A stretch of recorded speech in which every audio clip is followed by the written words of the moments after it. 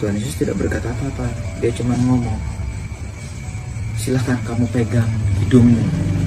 Saya disuruh megang, saya sendiri suruh megang hidung saya, nggak ada napasnya. Terus saya sendiri disuruh pegang dada saya, nggak ada detak jantungnya. Terus saya tanya, Tuhan Yesus, ini apa maksudnya? Tapi Tuhan Yesus bilang apa? Itu tandanya kamu sudah mati.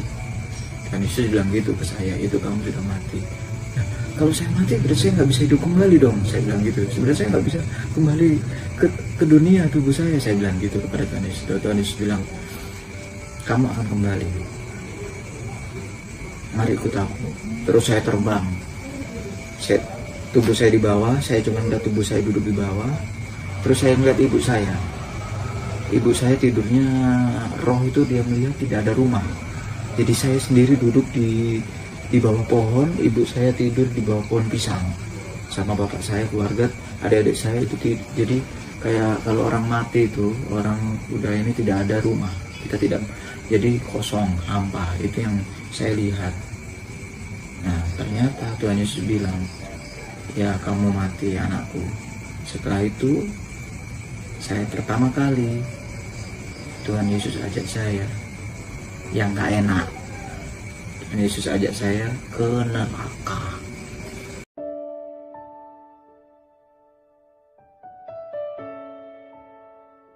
Waktu itu bapak saya masih hidup, sekarang udah almarhum. Nah, dia punya kerja di gudang karoseri pembuatan mobil. Nah, saya doa malam, saya doa keluar rumah, syaratnya memang benar setiap malam, selama 7 hari keluar rumah, jam 12 malam, itu saya doa Bapa Kami dengan pengakuan iman rasuli. Setelah itu, saya masuk ke kamar sendirian, saya kunci pintu, saya baca Alkitab. Saya baca Keluaran 20, 10 hukum Taurat.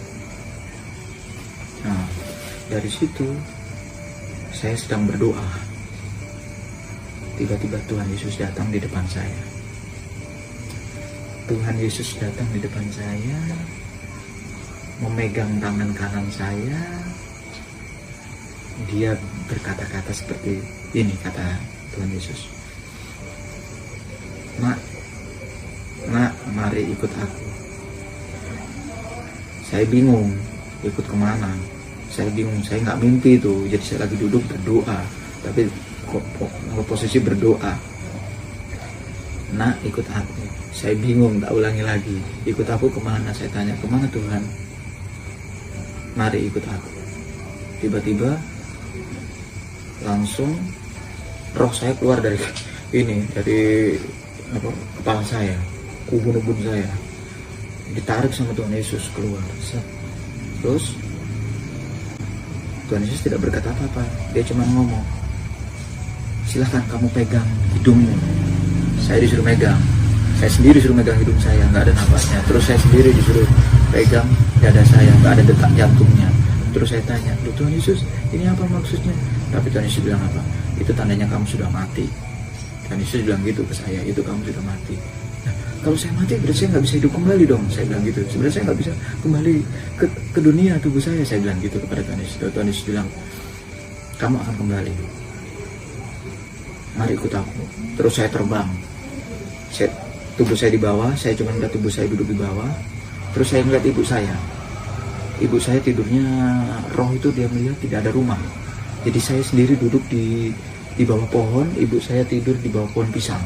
Sama bapak saya, keluarga, adik-adik saya itu jadi kayak kalau orang mati itu, orang udah ini tidak ada rumah. Kita tidak, jadi kosong, hampa, itu yang saya lihat.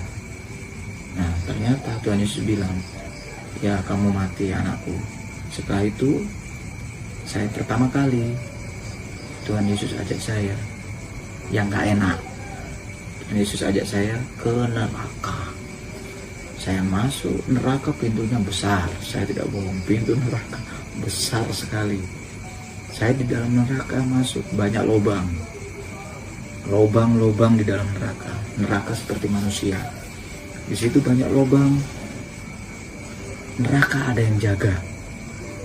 Yang jaga itu tinggi, sama seperti malaikat, kurang lebih 3 meter, tapi kepalanya berupa binatang seperti serigala, beruang, macan, macam-macam. Setiap lubang yang menunggu mereka bawa pedang, tombak, dan sebagainya di situ. Perisai segitiga dia bawa, ada semua di situ. Saya diajak masuk Tuhan, tapi tidak ada yang bisa melihat Tuhan Yesus. Dan saya keren, saya disinari, tubuh saya disinari oleh cahaya Tuhan Yesus, saya digandeng sama Tuhan Yesus. Ada satu lubang, cuman saya mendengar orang yang dibakar teriak-teriak kesakitan. Itu yang saya lihat, karena api di situ ternyata tidak bisa padam. Api neraka itu tidak akan padam. Dia padam sesaat, dimasukkan lagi tubuh, memblok up, naik lagi. Habis itu daging-daging hilang, tinggal tulang-tulang. Habis itu begitu dia udah masuk ke dalam, dia naik ke atas, daging-daging nempel lagi, jadi manusia. Nah, dia jadi manusia. Begitu dimasukkan sama yang jaga itu, didorong masuk ke api, dagingnya kebakar, jadi tinggal tulang-tulang kebakar, nggak akan mati. Setelah itu dia naik lagi kepanasan, dagingnya nempel lagi kayak manusia, didorong itu terus beruntun sampai akhir Yesus akan datang. Tuh. Nah, pada saat di lubang berikutnya saya cuma lihat, yang saya ingat sampai saat ini, saya lihat seorang perempuan, dia menangis, dia panggil nama Yesus.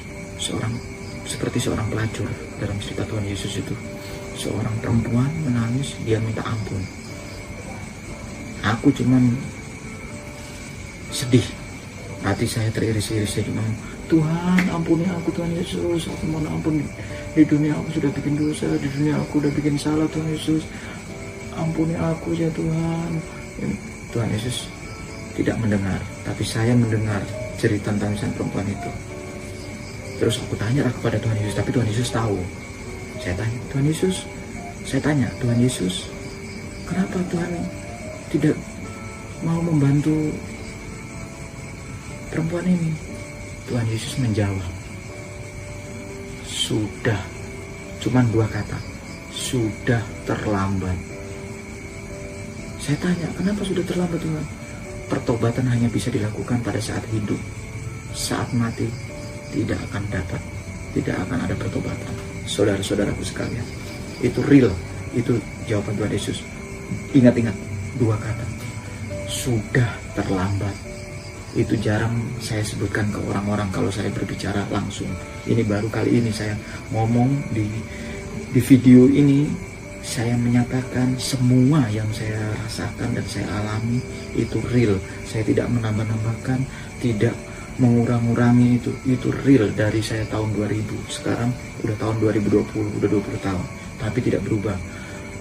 Saudaraku yang sudah pernah aku ceritakan, saudara-saudaraku yang di Kupang, nanti kalau lihat YouTube ini atau melihat video ini, silahkan tanyakan ke saya, perkataan saya sama atau tidak yang Anda dengar pada 15 tahun yang lalu, atau mungkin 13 tahun yang lalu yang udah pernah saya cerita, yang udah pernah dengar kesaksian saya yang mati suri ini.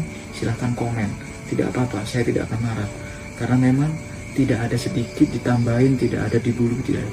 Sudah terlambat. Itu pesan dari Tuhan Yesus. Real. Pertobatan hanya ada di dunia. Saat kamu hidup, begitu kamu mau dipanggil, Yesus, aku serahkan nyawaku, itu masih diterima Tuhan Yesus. Tapi kalau kamu tidak menyerahkan hidupmu kepada Yesus, tidak ada jalan keselamatan. Saya ngomong tidak ngarang-ngarang. Sampai situ saja saya, kesaksian yang di neraka. Setelah itu saya diajak keluar sama Tuhan Yesus, ditunjukkan surga. Di surga itu luar biasa. Saya tidak bohong. Di situ ada pohon rindang. Saya mau masuk, baru kaki mau melangkah. Tuhan Yesus ditarik sama Tuhan Yesus. Jangan. Kenapa Tuhan Yesus? Saya tanya lagi. Kenapa Tuhan Yesus? Kamu nanti sombong. Kalau kamu hidup, saya kembalikan ke dalam tubuh, hidup di dunia kamu akan sombong. Tuhan Yesus cuma ngomong gitu. Saya tidak bohong, asli. Akhirnya saya tidak masuk, saya cuma melihat aja. Saya cuma melihat dari luar, yang saya lihat ada pohon rindang, air mengalir, puji-pujian kepada Tuhan Yesus.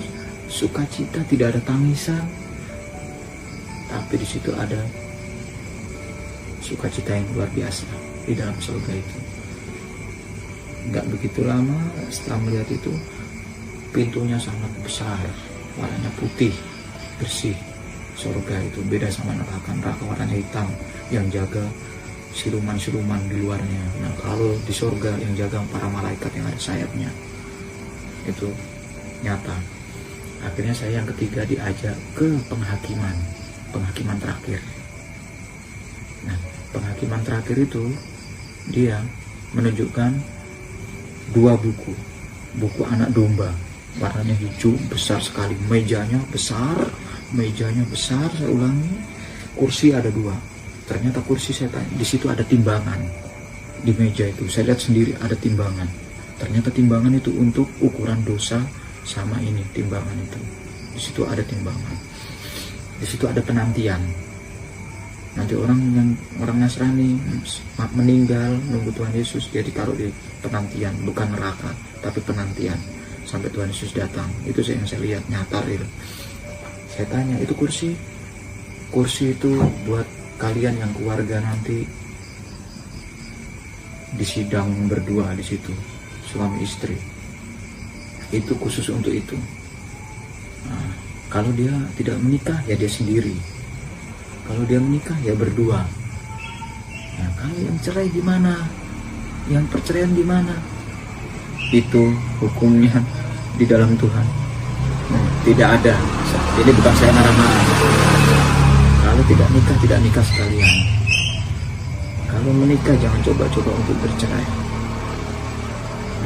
Mungkin bisa kita dicoba iblis. Kayak saya sendiri saya bersaksi. Saya pernah mengatakan kepada istri saya, ayo kita cerai aja kalau gitu. Tapi memang Tuhan luar biasa, tidak mengizinkan itu semua. Tuhan Yesus luar biasa.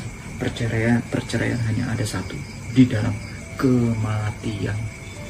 Tuh yang benar. Ini kesaksian saya mengikut Tuhan Yesus. Setelah itu apa yang saya lihat di situ? Buku anak domba. Saya tanya, ini buku apa Tuhan? Ini buku kehidupan. Sebelum kamu melahirkan anak, sebelum kamu lahir, nama kamu sudah ada. Ternyata nama kita sudah ada di buku situ. Tuh, setiap orang seperti mungkin nanti kalian saudara-saudara di luar sana yang belum mempunyai anak, yang itu sudah Tuhan sediakan nama, ya, terutama yang mengikut Tuhan Yesus. Nama itu sudah ada. Sebelum mulutmu berkata-kata, itu sudah ada di buku anak domba, real. Namanya A semua. B semua. Itu saya tidak bohong, saya lihat sendiri dalam mata kepala saya sendiri. Real. Jadi mungkin kita, ini saya sedikit menambahkan, kita yang berbuat dosa di dunia saat ini, bertobatlah, mengikut Tuhan secara pribadi, serahkan hidupmu seutuhnya kepada Tuhan. Jangan coba-coba mengingkari Tuhan Yesus. Hidupmu akan berantakan, hidupmu akan hancur. Saya tidak bohong, dan saya nyatakan atas kuasa Kristus sendiri. Nah, kesaksian ini setelah saya terakhir sampai penghakiman, selanjutnya selesai, saya dikembalikan ke dalam tubuh saya oleh Tuhan Yesus sendiri yang mengembalikan ke dalam tubuh saya. Setelah itu saya sadar, ya sudah, saya bersaksi. Nah, saya bersaksi ini bukan saat ini aja, bukan saat ini. Sebenarnya sudah mau bikin buku kesaksian, tapi terhambat, tidak jadi. Ya wes, saya diam, tidak ini. Nah, saya tidak mau melawan kehendak Tuhan Yesus. Akhirnya kalau saya bersaksi di sini, banyak kesaksian yang saya miliki dari setelah kematian yang saya alami. Saya mati suri 3 jam. Bukan mati karena sakit, bukan mati karena kecelakaan, bukan, tapi benar-benar mati karena dipegang tangannya oleh Tuhan Yesus, diajak ke neraka, surga, dan penghakiman. Itu saudara-saudaraku, kesaksian saya. Cukup sekian, mungkin nanti bisa kita lanjutkan lagi. Terima kasih. Gimana, mau dilanjutkan lagi? Kesaksian masih banyak, udah di situ tuh berlanjut gak karu-karuan sampai saya dikasih istri. Lanjut lagi aja, saya aku yang edit. Nah, ini saya ini saya mau berlanjut lagi tentang kesaksian saya. Gitu. Setelah saya 21 menit. setelah saya mati suri, itu saya berdoa kepada Tuhan. Saya tidak mengandalkan diri, tapi saya berdoa kepada Tuhan. Ceritanya saya minta saya masuk tentara dulu, masuk tentara. Saya dulu sombong. Saya pengennya yang gini, yang kuning. Kalau kuning kan, punya. Mungkin kalau sekarang saya udah gini. Kalau dulu saya kuning, saya udah gini. Maksudnya gini enggak apa perwira. Tapi Tuhan beda.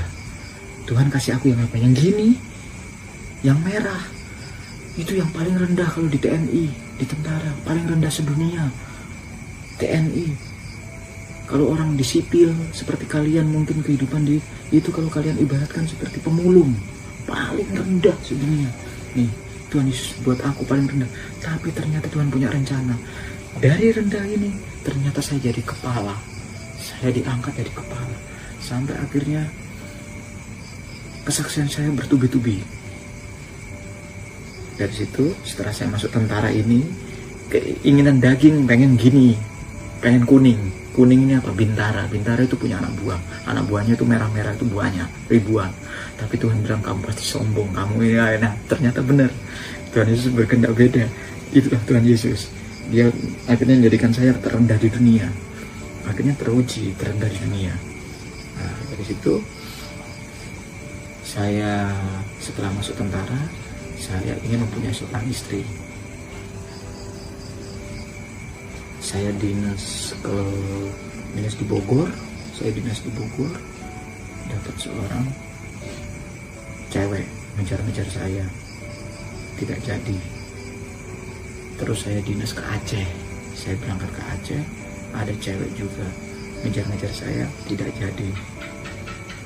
Nah, terus dinas ke Madiun, baru kenal sama istri saya yang saat ini. Tapi sebelum itu, saya minta kepada Tuhan Yesus. Saya ingin pasangan hidup tidak lebih tua dari saya, 5 tahun atau 1 tahun, tidak lebih muda dari saya, yang jauh. Tapi saya kalau boleh selisih 1 tahun saja Tuhan Yesus. Lebih muda dari saya 1 tahun. Ternyata doa saya terkabul. Saya tidak bohong. Saya lahir tahun 79, istri saya 80. Saya bulan September, istri saya bulan Agustus. Saya 25 September, istri saya 9 Agustus tahun 80. Setelah istri saya dari Muslim, keluarga Muslim. Sampai saat ini keluarganya Muslim semua, banyak yang Muslim. Istri saya mengikut Tuhan Yesus tahun 2004 setelah kami menikah. Istri saya umur 25, istri saya umur 24. Kami menikah. Dari situ saya berdoa. Saya berdoa kepada Tuhan Yesus. Berdoa saya apa? Minta anak. Tidak disangka-sangka Tuhan Yesus memang luar biasa. Keren habis. Dia kasih aku anak tidak disengaja. Tidak dicek dokter. Kandungan tidak tahu. Selama 3 bulan tidak pernah cek. Ketahuannya saya dinas di Papua. Istri saya pergi ke rumah sakit sendiri, dicek sama dokter, loh ini ada kandungannya. Anak saya yang pertama. Dia naik-naik pohon, tidak tahu kalau dia sudah mengandung. Nah, dari situ Tuhan tetapkan anak saya yang pertama Oktober tahun 2015. Mohon maaf, ulangi, tahun 2005. Setelah saya nikah 2004, 1 tahun kemudian saya dapat putra. Namanya Lingga Permana Aditya Pelo. Dia lahir bulan Oktober tanggal 16 tahun 2005. Saya berdoa lagi, Tuhan Yesus sediakan anak kedua, lahir tahun 2007. Ajaibnya, anak saya yang kedua, bulannya, tanggal lahir sama dengan saya. 25 September beda tahunnya. 25 September dia tahun 2007, aku 1979. Itu doang. Dari situ bertahap Tuhan Yesus berkati aku sampai jatuh pada tahun 2013 setelah saya bergumul dengan keluarga. Saya juga kejam sama istri, sama anak. Waktu saya masih labil, saya masih umur 25 sampai 30. Saya masih suka mukul anak waktu kecil, tapi tujuan saya bukan untuk nyiksa, untuk mendidik. Begitu dia sudah menjalani SMP, sampai saat ini saya belum pernah memukul anak lagi. Saya sudah bertobat, saya tidak mau menyentuh anak saya sampai saat ini. Dari situ aku makin hari makin kesini diberkati oleh Tuhan Yesus. Dari saya punya anak 2 itu jauh. 2013 saya mengalami kecelakaan. Jariku hancur, saya tabrakan di ujung genteng, tanganku patah. Itu motorku hancur, tapi Tuhan Yesus selamatkan, Tuhan pakai sampai saat ini. Setelah itu masalah sekolah. Saya disekolahkan pangkat setingkat lebih tinggi. Dari yang gini, jadi kuning. Tapi gagal. Itu 2014 setelah saya tabrakan. Itu kegagalan itu rasanya menyakitkan. Saudaraku semua, saya sampai frustasi. Tidak begitu lama saya dilangkahi sama adik-adik atau junior saya di dalam kedinasan saya. Tapi dari itu semua, ternyata Tuhan Yesus bukan mencobai saya, tapi mengajarkan saya untuk merendahkan diri, nyata dan real. Dari kegagalan itu, ini kesaksian saya dari kegagalan, tapi saya tidak dibuat sengsara. Motor setelah saya jual, saya belum, itu 2014. 2015-nya 2016 saya diberangkatkan lagi. Dari 2 tahun saya sudah dilangkai, adik saya duluan baru saya.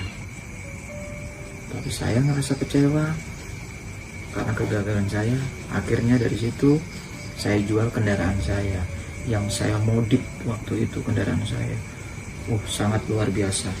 Akhirnya dibeli sama orang Sentul, dia menang kontes di mana-mana kendaraan saya. Ini kesaksian saya, motor dijual seharga mobil 75 juta, dibeli orang-orang Sentul motor saya modifan. Ini enggak kasih tahu, ini cuma suatu kesaksian aja. Itu enggak membawa orang lain, tapi kesaksian saya. Setelah itu, dari situ saya dapat mobil kendaraan, mobil tua, tapi tidak sengaja. Itu gara-garanya saya beli mobil, saya kira istri saya mau melahirkan anak yang ketiga. Di dalam hati saya berpikir, kalau anak saya 3, masa saya harus keluar pakai motor? Satu keluarga. Itu dalam hati. Tuhan sediakan. Akhirnya Tuhan kasih mobil, biar bisa kita pergi berempat pakai mobil. Tidak kehujanan, tidak. Tuhan kasih itu. Sehebat itu Tuhan Yesus. Uang tidak dari mana-mana, tapi hasil kita ngumpul. Bukan dari harta kekayaan, bukan dari warisan, tidak, tapi dari mengumpulkan. Nah, setelah itu dengan waktu yang bertubi-tubi, saya dapat rumah ini yang sekarang saya buat kesaksian ini. Itu bersamaan setelah saya dapat mobil tahun 2015 bulan Oktober. Tuhan kasih mobil. Tahun Novembernya saya dikasih rumah ini. belum jadi waktu itu yang saya buat ini. Setelah itu berikutnya bulan Desembernya saya panggilan sekolah. Tuhan Yesus punya rencana. Tuhan Yesus punya rencana yang terbaik, ya, ngasih aku mobil, ya ngasih aku rumah, ya ngasih aku pangkat lebih tinggi, karena mungkin Tuhan sudah menganggap aku tidak sombong lagi. Seperti itu, saudara-saudaraku semua. Dari situ saya sekolah 2016, beralihlah pangkat saya satu tingkat lebih tinggi, kuning. Yang tadinya awal yang saya ceritakan tadi, yang aku pengen masuk pendidikan gini, tidak Tuhan izinkan. 19 tahun kemudian baru Tuhan izinkan. Bayangkan saudara-saudara, dari tahun 2000 sampai tahun 2019, mohon maaf, 16 tahun. Dari tahun 2000 sampai 2016 baru saya mencapai pangkat yang saya inginkan waktu tahun 2000. Itu saudara-saudara. Tapi Tuhan Yesus luar biasa, benar-benar luar biasa. Nah, dari situ naik grade saya. Kami sama teman-teman diajukan sekolah juru montir udara. Biasanya mekanik tidak ada brevet atau mungkin ya seperti tunjangan, tetapi kami bertiga diajukan. Tuhan Yesus lagi-lagi membuat luar biasa. Tuhan Yesus lagi-lagi membuat saya bukan menjadi ekor, tapi saya jadi kebukti real. Dari 3 saudaraku, salah satunya ini juniorku yang mendahului aku. Juniorku 1 tahun yang mendahului aku pangkatnya. Tadinya saya minder, tapi habis itu Tuhan Yesus membalikkan semua itu. Dari 4 orang yang diusulkan, 4 orang yang hanya nama Puguh Andreas Pelo yang berangkat, nama saya. Dari keempat ini hanya saya yang anak Tuhan. Mas Ani, semua mohon maaf, saudara kita. Tuhan utamakan saya. Akhirnya saya berangkat tes di Mabes TNI di Halim.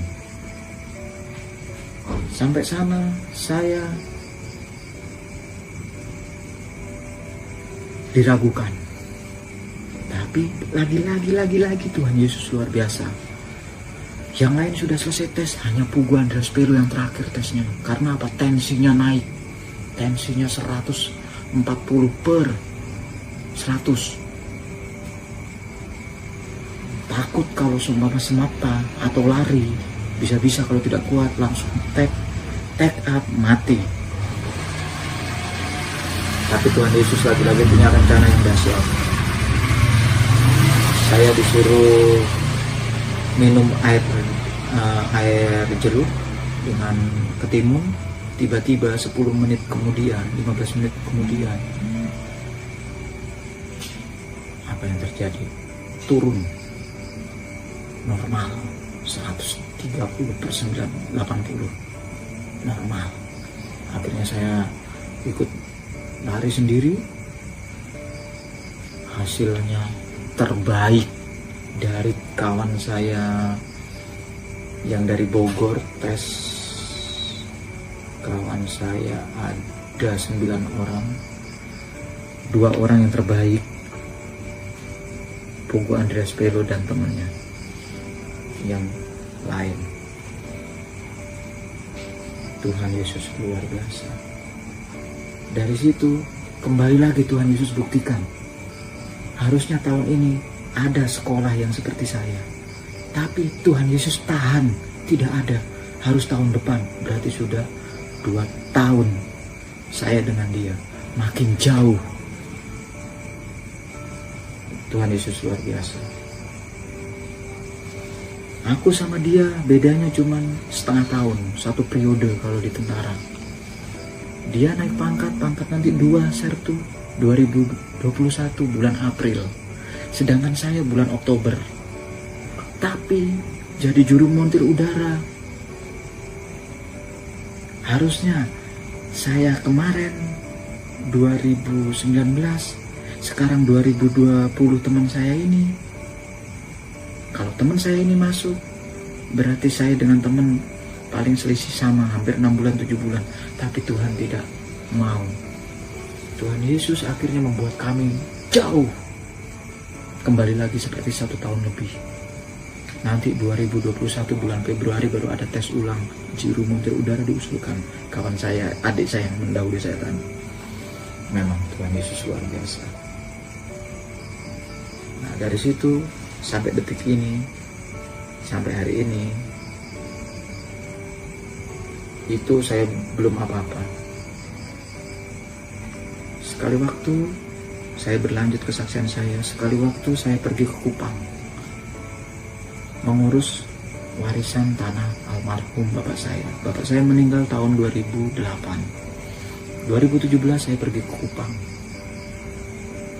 Kupang, NTT Nusa Tenggara Timur, tepatnya di Oibelo, sekarang Tanah Merah.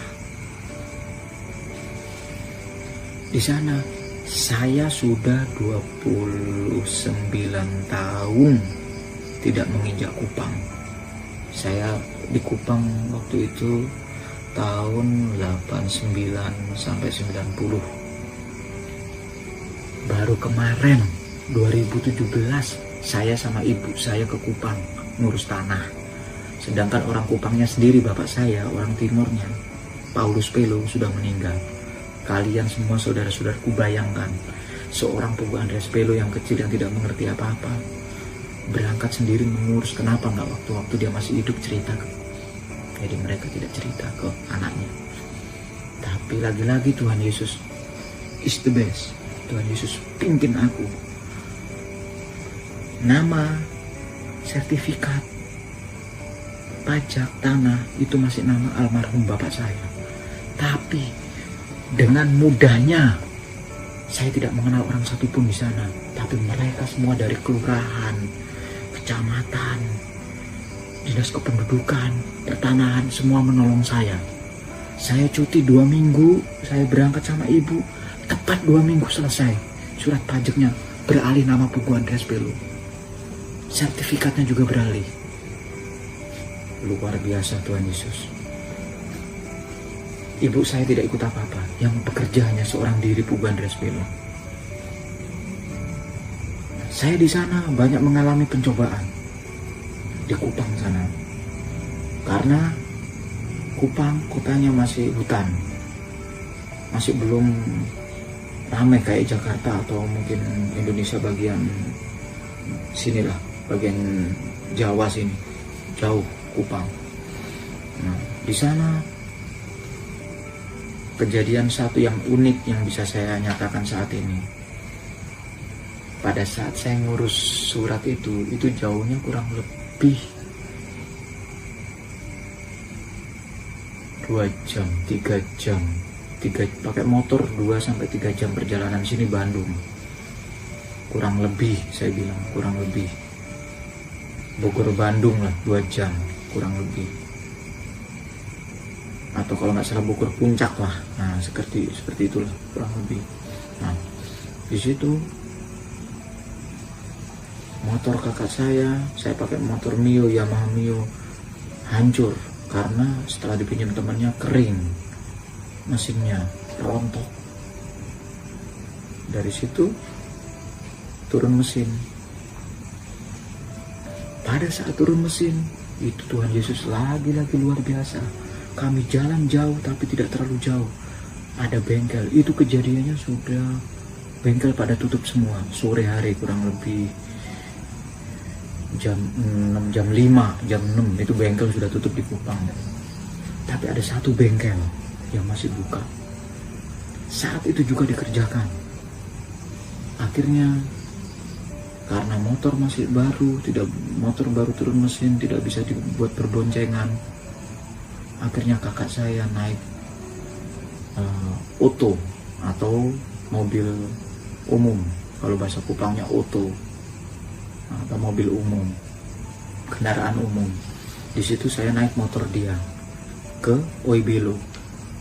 Nah kalau ditanya berarti dari mana dong? Nah bahasa kasarnya gitu. Saya tinggal di mana? Nah saya tinggal di Osmok.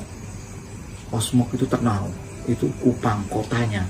Saya pergi ke kecamatannya. Nah Oibilo itu tanah merah ke kecamatan. Tanah saya ada di kecamatan, daerah kabupaten, kecamatan. Tuh kejadiannya. Begitu saya pulang dari sana, saya pulang kembali ke Kupang. Kakak saya dijemput oleh temannya, guru. Mereka berdua guru, teman guru juga. Dia pakai motor TX gitu, kalau nggak salah motor laki. Nah, dia pergi duluan. Saya mengejar, tidak dapat.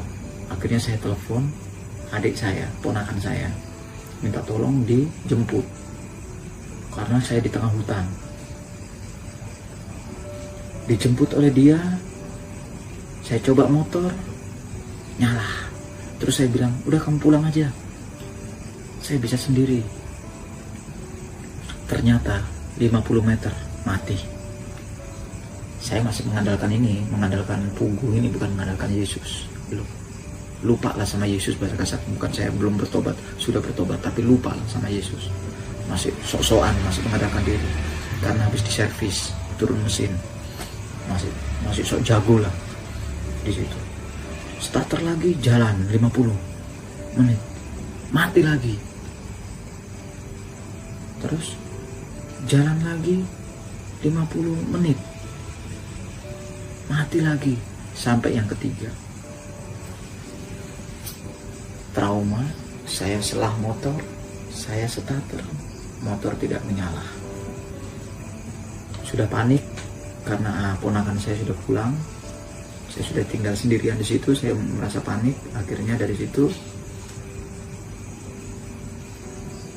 Tuhan Yesus, saya berdoa. Saya baru ingat, oh iya saya punya Tuhan Yesus ya. Saya berdoa pada Yesus. Saya berdoanya seperti ini, ya Tuhan, tolong bantu hamba-Mu ya Tuhan Yesus. Hamba tidak mampu ya Tuhan. Tolong bantu, semoga kendaraan hamba ini, motor ini bisa jalan. Karena perjalanan saya masih jauh ya Tuhan. Tuhan bimbing hamba, jalan tidak usah kencang, 20-30 aja Tuhan per kilometer. Hamba tidak akan lewat dari situ. Tuhan Yesus nyatakan doa saya itu semua. Setelah berdoa, saya mau pencet starter. Saya bilang dalam nama Tuhan Yesus, dek, starter, deng, motor menyala, bagus. Setelah itu saya jalan, saya awasi speedometer, tidak lewat dari 30, 20, 25, 20, 25, 30, balik 20, 25, 30, sampai tempatnya. Mereka semua sudah khawatir. Andri ada di mana? Andri ini ada di mana? Begitu saya pulang udah tengah malam, kurang lebih jam 10-11 sampai rumah. Mereka baru bilang, kamu dari mana saja Andri? Saya ketinggalan karena motor mogok, nggak bisa ini. Tapi ternyata di situ ada Tuhan Yesus yang menolong saya. Itu saya ceritakan kepada saudara-saudara semua, saudara-saudara saya yang ada di Kupang. Kalau tidak ada Tuhan Yesus, nggak tahu aku harus kemana. Karena saya tidak tahu mana-mana waktu itu. Karena udah cukup lama saya tidak ke sana. Nah, dari situ saya kembali ke Jakarta. Puji Tuhan, selamat sampai Jakarta dengan selamat. Tidak ada kekurangan sesuatu apapun. Sekian kesaksian saya. Mungkin nanti dilanjut lagi. Masih banyak kesaksian saya yang berikutnya. Bukan hanya sampai sini, tapi saya sampai dinas luar, sampai banyak kesaksian saya yang belum saya sampaikan.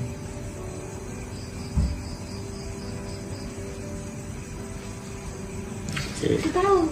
Oh, iya, sekian saksian Mau dilanjutin? Masih panjang, masih banyak. Itu baru sampai setahun. Oh ya udah boleh lah. Itu masih ada waktu. Kalau masih jam sampai jam 11 ya. Iya. Masih ada waktu. Ini jam 22.38. Sampai jam 11. Iya, setengah jam lagi lah.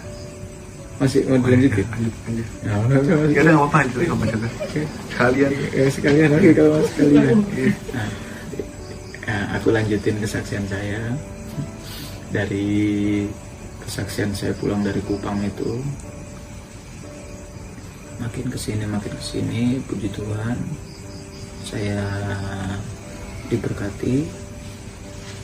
Nah, waktu setelah saya sekolah setelah selesai proses, hampir selesai sekolah juru montir udara, saya latihan simulator. Saya belajar simulator helikopter. Nah, dari situ itu luar biasa. Kembali lagi Yesus yang luar biasa, terdahsyat, memakai teman saya, saudara saya, bukan sesama seiman dengan saya, orang Medan. Nah, dia menyampaikan ke saya, bukan ke teman-teman saya yang lain, tapi kepada Puguh, karena yang Nasrani saya aja. Dari sekian orang, 9 orang ini cuma saya yang Nasrani, anak Tuhan sendiri. Nah itu, wih, luar biasa cuy. Saudara-saudaraku, Tuhan Yesus luar biasa, dibuktikan dalam dunia ini, real, nyata. Nah, dari situ saya dikasih tahu, saya dipanggil, Puguh, kamu kalau dinas luar, kamu berdoa. Doanya sederhana, minta kepada Tuhan Yesus semoga pesawatmu itu tidak trouble atau tidak mengalami permasalahan. Itu tak ingat orang itu. Dia mengingatkan saya seperti itu. Serahkan hidupmu pada Tuhan Yesus, Puguh. Nah, aku ucapkan terima kasih kepada kawanku yang mengatakan itu. Begitu saya buktikan setelah saya selesai sekolah. Awal saya dinas luar. Awal saya berangkat dinas ke Makassar bawa pesawat. Dari Bogor sini, saya dinas di Bogor, ke Makassar bawa pesawat. Pesawatnya namanya Super Puma, helikopter Super Puma. Silakan kalau saudara-saudara mau lihat Super Puma seperti apa, silakan cari di YouTube Super Puma. Saya waktu itu bawa Super Puma Hotel 3213 atau 3213. Itu pesawatnya long body, jadi pesawatnya panjang. Puji Tuhan, sampai Makassar selamat, tidak ada satupun kendala di perjalanan. Dari Bogor saya landing Surabaya, revenue Surabaya saya landing Balikpapan. Dari Balikpapan saya dari Balikpapan saya ke Lombok. Dari Lombok semalam baru saya ke Makassar, Sulawesi. Itu dinas saya setelah saya sekolah. Bertubi-tubi saya, akhirnya itu bulan November. Bulan Desembernya, setelah Natal, Januari, setelah libur saya dapat kabar, Puguh, bisa gantikan gak seniormu? Saya berangkat dinas ke Pekanbaru Riau. Saya ke Pekanbaru Riau menggantikan teman saya. Di sana lagi Tuhan Yesus sertai. Di sana saya mengawaki pesawat yang terbaru, namanya C1A. Apa C1A itu? Itu Super Puma, tapi sudah terbaru. Instrumennya sudah tidak menggunakan analog, tapi sudah menggunakan digital. Itu C1A AS332.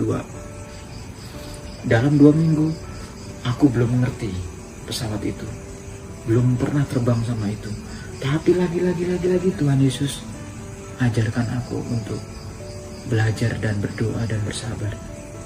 Aku menguasai.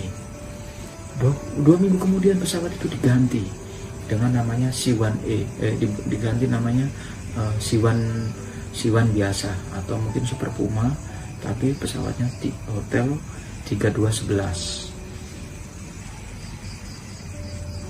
Di situ saya diberkati lagi, pulang dengan tidak kekurangan. Saya kalau dinas 1 bulan, 1 bulan di luar, baru 1 bulan pulang. Jadi saya kalau di luar 1 bulan, di saya selama 1 bulan. Akhirnya saya pulang ke home base. Tidak begitu lama, saya disuruh berangkat lagi ke Biak, latihan 3 minggu. Saya berangkat ke Papua. Lagi saya bawa pesawat. Hotel 32-13 lagi ke Papua, ke Biak.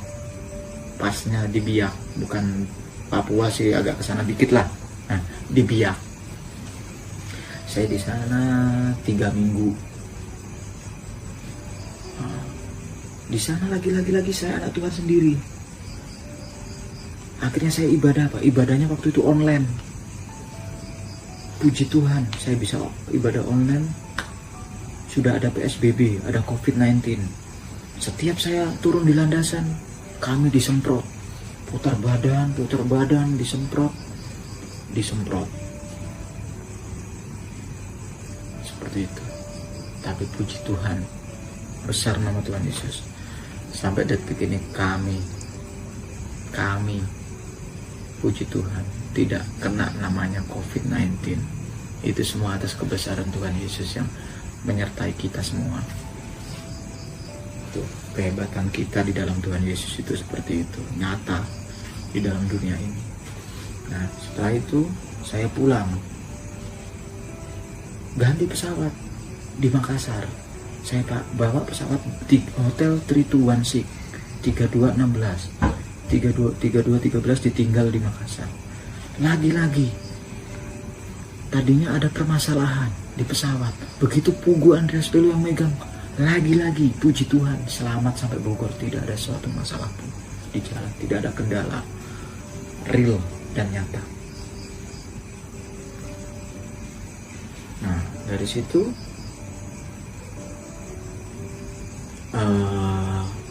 saya baru nyampe, baru sebulan kurang lebih, suruh berangkat kembali ke Makassar, dinas lagi sebulan. Nah, terakhir kata kemarin baru saya pulang dinas dari Makassar. Ya lagi saya cuman anak Tuhan sendiri. Di situ kalau saudara-saudara, tapi saya puji Tuhan, saya tidak membawa nama kawan-kawan siapapun, tidak, tapi saya puji Tuhan, Tuhan Yesus. Saya punya Tuhan Yesus, saya sangat bersyukur. Saya punya Tuhan Yesus yang hidup, saya bersyukur. Dia nyata, memang nyata, dan dia hidup sampai saat ini. Aku di sana dari 7 orang, saya sendiri anak Tuhan Yesus.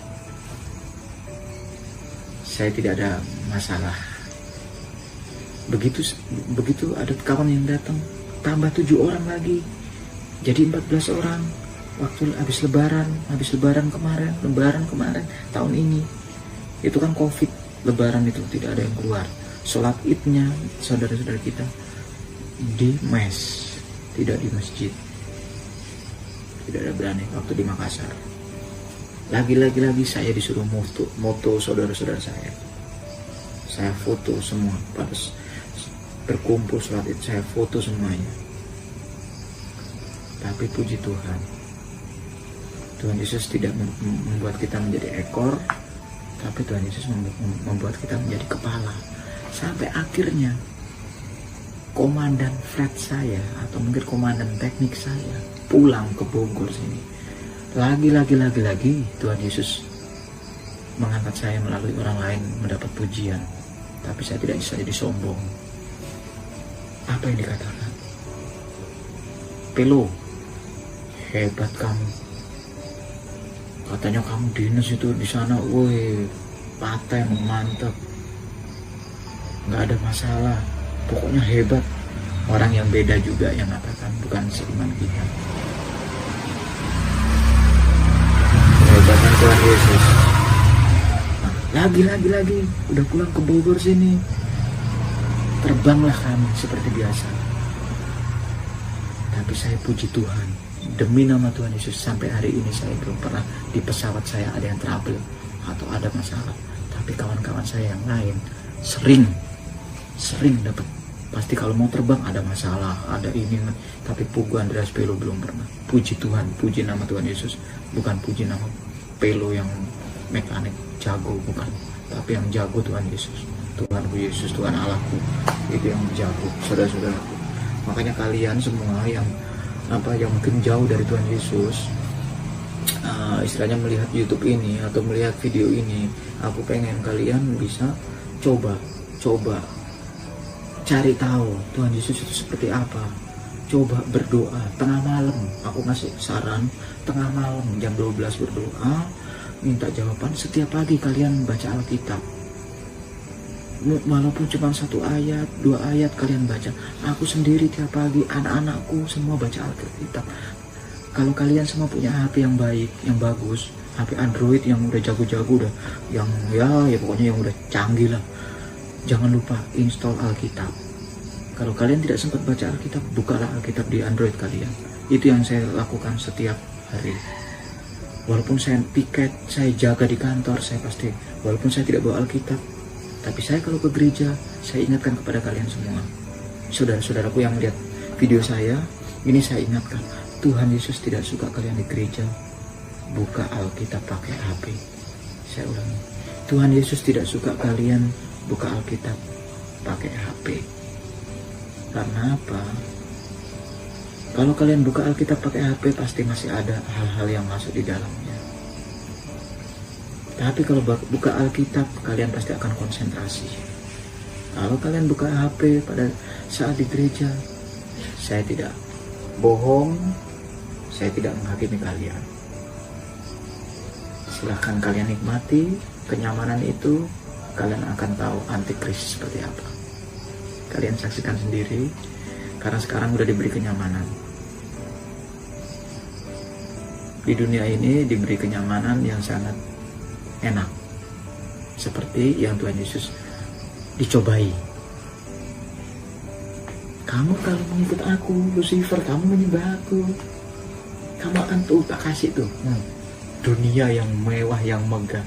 Tuhan Yesus tidak membutuhkan itu semua. Makanya kita yang hidup di dunia, kenapa saya tambahin ini bukan kesaksian, tapi memang ini real, nyata. Itu yang aku dengar. Nah, mungkin saat ini baru aku bisa nyampaikan. Ya, saya mohon maaf kepada ibu pendeta, bapak pendeta, atau pelayan-pelayan Tuhan yang dipakai. Tolong sebarkan ini. Tuhan Yesus tidak suka. Tuhan Yesus tidak suka. Jujur, bukan saya menghakimi, bukan saya ini, bukan. Tapi Tuhan Yesus tidak suka kalau ada di gereja membawa alat komunikasi atau apa. Boleh membawa, tapi harus di silent, harus di seperti penerbangan itu, atau mungkin harus sinyalnya dihilangkan. Nah, kalau bisa ke gereja bawa Alkitab. Aku tidak bohong, aku tidak sombong. Saya dinas luar, selalu ada Alkitab. Karena saya ingat ya Tuhan ajarkan. Jadi walaupun saya dinas luar, saya ke gereja tanpa keluarga saya pasti ke gereja. Kalau di Pekanbaru, di Makassar, di Papua, saya cari gereja, saya pasti bawa Alkitab. Saya tidak malu. Saya jadi anak Tuhan Yesus. Itu saya nyatakan. Di Pontianak, itu battle semua di Pontianak. Saya pernah bersaksi di Pontianak juga. Jadi saya dinas sudah keliling Indonesia, jujur aja, dari Sabang sampai Merauke sudah saya injak. Saya puji Tuhan. Tuhan sudah pakai saya. Yaitu, ini saudara-saudara, ini kesaksianku. Semoga kalian semua nanti bisa menjadi anak-anak Tuhan yang setia, menjadi anak-anak Tuhan yang benar-benar berbakti. Ini bukan kesaksian abal-abal atau mungkin kesaksian cuman ngarang-ngarang, tapi memang benar-benar. Dan dengar-dengaran saya ini bukan hanya cuma mimpi atau dengar-dengaran, tapi memang real. Tuhan Yesus tidak suka itu. Tuhan Yesus mau yang terbaik. Itu aja aku menyampaikan pesan Tuhan Yesus. Dan jangan lupa yang aku tadi pesan, pertobatan tidak ada dalam kematian. Pertobatan adanya dalam kehidupan. Jadi kalian bertobatlah selama kalian hidup, saudara-saudara. Ini pesannya Tuhan Yesus, bukan pesannya Pugu Andreas Pelo, bukan. Tapi asli, murni, pure pesan Tuhan Yesus Kristus. Bertobat sudah terlambat. Nah, saya bingung tadinya sudah terlambat itu apa. Ternyata Yesus bilang sudah terlambat itu pertobatan tidak bisa didapatkan setelah kamu mati. Yesus, aku bertobat, tidak bisa. Tapi bisanya kamu waktu mau dicabut nyawamu, Yesus, aku serahkan nyawaku kepadamu. Itu pasti masuk surga, alam penantian. Demikian kesaksian saya. Mungkin nanti kalau saya ada kesaksian lain di waktu-waktu berikutnya akan saya buat lagi video yang lebih bagus, yang lebih berkesan. Tapi saya akan minta izin kepada Tuhan Yesus dulu, karena ini bersaksi untuk Tuhan Yesus, bukan untuk diri saya. Saya pengen jadi orang hebat. No, tidak. Saya pengen jadi orang dikenal.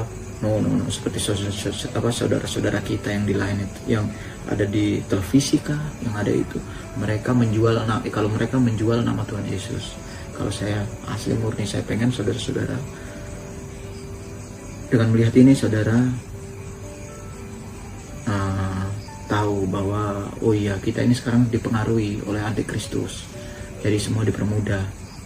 Makanya sebenarnya bisa kalian buka Alkitab di HP bisa, tapi itu dilaksanakan di mana dulu? Di kantor boleh, di sekolahan boleh, di rumah boleh, tapi di rumah ibadah Tuhan tidak suka. Itu saudara-saudaraku, saya mengingatkan sekali lagi, terutama saya mohon kepada ibu bapak gembala sidang, ya semua yang ada terutama yang ada di dunia ini, saya mohon, karena kasihan kalian nanti kalau mengikuti dunia, kalian akan terbawa oleh dunia. Oke, terima kasih. Selamat malam. Tuhan Yesus memberkati. Shalom. Kalian semua diberkati. Haleluya. Amin.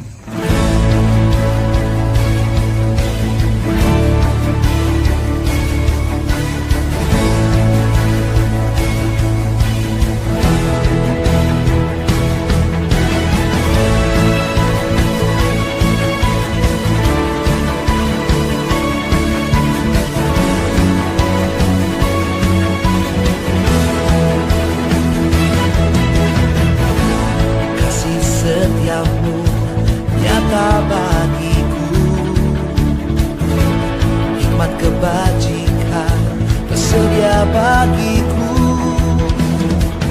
Sebab Tuhan sanggup limpahkan segalanya, dan anugerahnya sangat besar bagiku. Aku diberkati, aku dilimpahi, karena Tuhan sanggup untuk menyediakan. Aku diberkati, aku dilimpahi atas sempurna anugerah Tuhan bagiku.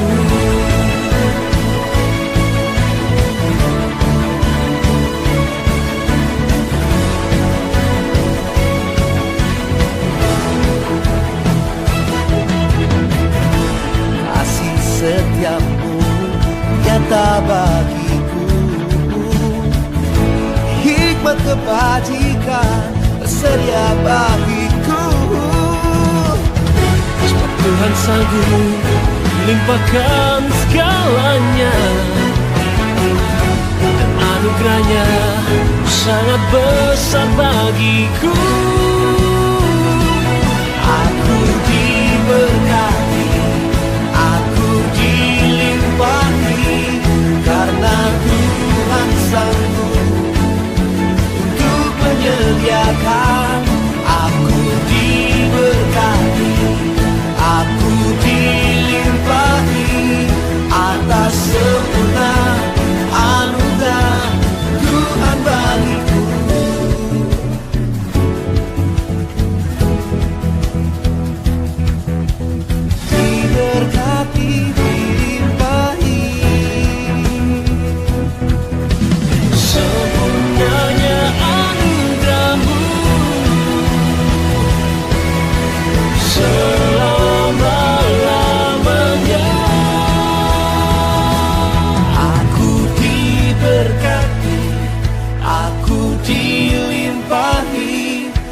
karena Tuhan sanggup untuk menyediakan. Aku diberkati